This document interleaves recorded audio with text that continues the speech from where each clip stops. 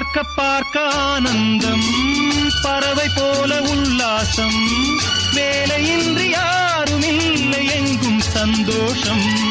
வெறும் பேச்சு வெட்டி கூட்டம் ஏதுமில்லை இந்த ஊரில்.